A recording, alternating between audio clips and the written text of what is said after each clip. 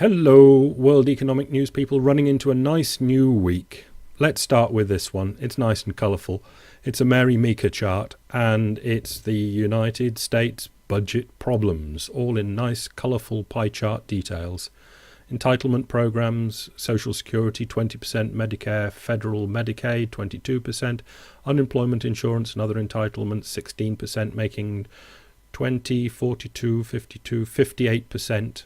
Defence 20%, making 68%, and they're going to cut something from somewhere, messing about just round the edges.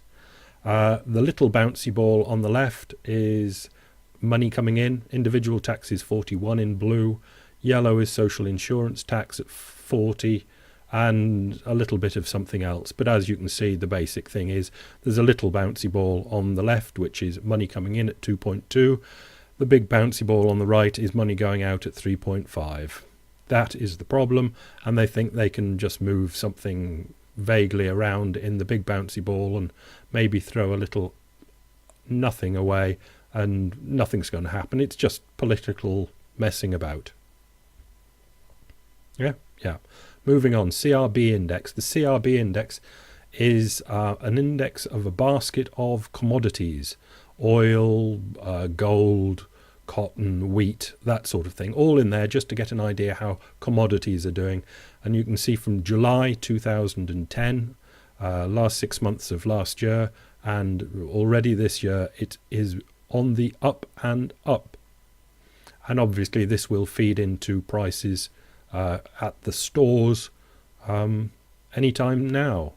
But fortunately, wages are going down, which will slightly balance that out. But wages going down and commodity prices going up, it's not fun, is it? It's not good for the common man. Christopher Whalen, no common man, bank analyst, is the Fed blowing bubbles in structured finance and insurance? For the bright bunnies among you, give it a read and see if you can work out what they're on about.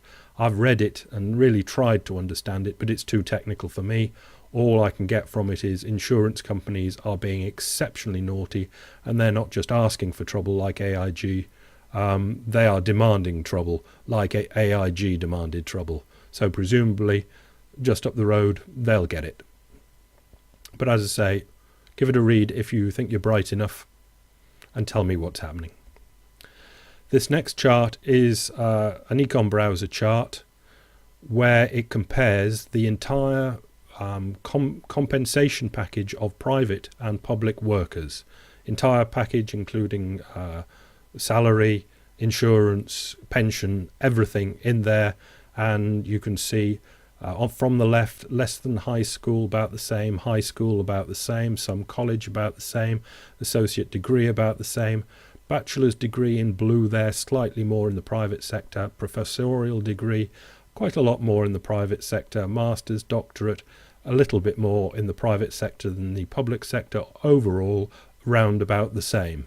If you don't like it, go to the link down below and have an argue with them.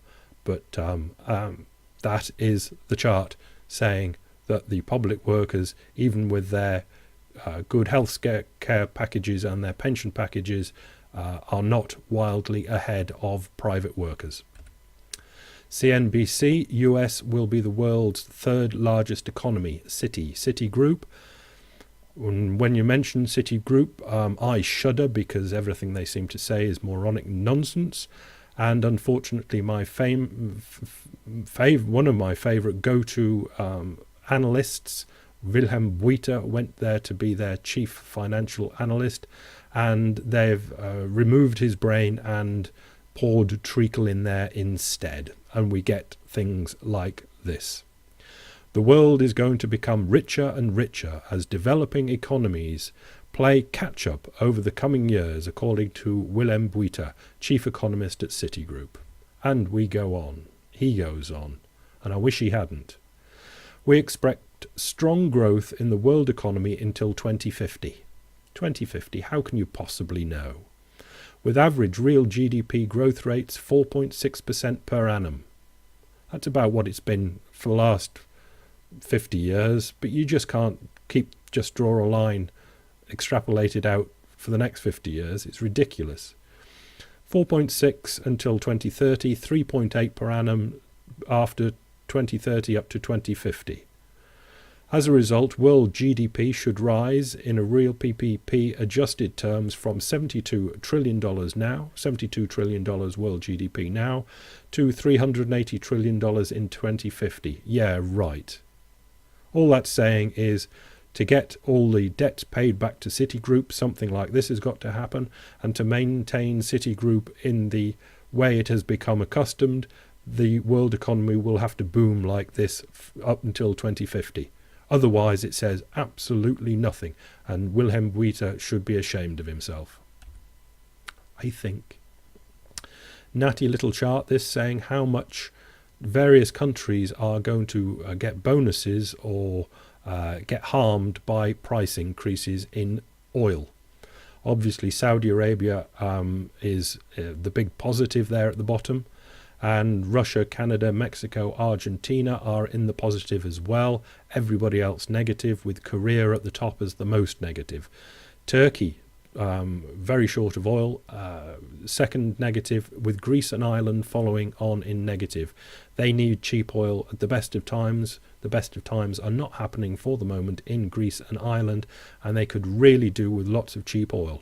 And interesting to note, Ireland used to get, or does get, will get, used to get a lot of oil from Libya, and that might be up for question at the moment, because there aren't any links at all between particular links between Ireland and Libya, none that I know about at all. There's no links that I know about special between Libya and Ireland, none at all. I've never heard of any of them. None of those links I've heard of, no. Moving on quickly. Mish, Japan, world's largest pension fund, needs to sell Japanese bonds. Japan's demographic time bomb officially goes off. And basically, Japan's public pension fund, the world's largest, you know how Japan buys its own government debt? Well, that world's largest pension fund has actually got to sell some bonds this year to make payouts. Ouch. It won't go off bang, but it's the start. It's the thin end of the wedge. And surely, soon, Japan's will be worth shorting. Maybe. One day. Japan Times, raising retirement age eases. Adds strains. I think probably translation difficulties there.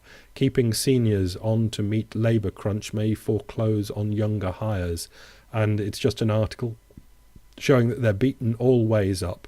They want to keep the older people on to pay a bit more tax to keep, so they don't retire because they haven't got the money to retire, pay them to retire. But if they stay on and take the jobs, the young people don't get the jobs, and they've got to pay the young people to stay at home. They are screwed anyway up, Japan. They were first into this social security thing, and they'll be the first to fall because of it. Financial Times, Alphaville, Lloyds, the big bank that's taken over by the government, about 40% I think they've got in Lloyds. I don't know, something like that. HTM accounting switch. And if you look at this is their books, and Alphaville have ringed a little line called Held to Maturity Investments. Now, last time these books were out, that 7.9 of Held to Maturity Investments didn't exist. All that money was in available for sale financial assets. But it seems that was inconvenient for them, so they've had to invent this new line, which a lot of banks already use, Held to Maturity Investments. In other words, hold 'em and hope. Hold and hope. And they'll need the world, like Waiter was talking about City, they need the world economy to boom and boom, and everyone to get richer so they can pay the old debts back, and then to take out more debts and keep everything circulating. They'll be bloody lucky. Bye.